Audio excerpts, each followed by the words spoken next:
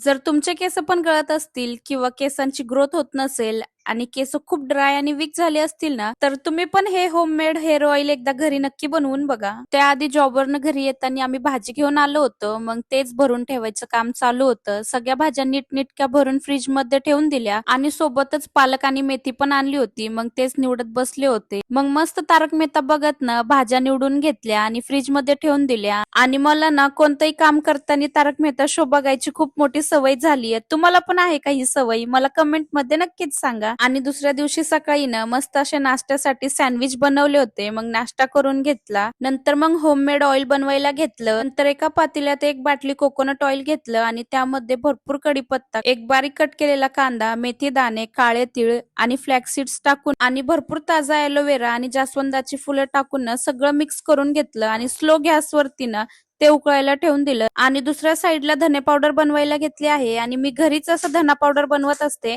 तुम्ही पण घरीच धना पावडर बनवता का? मला कमेंट मध्ये नक्कीच सांगा. नंतर हेअर ऑइल पण छान बनलं होतं. मग ते एका बाउलमध्ये काढून घेतलं.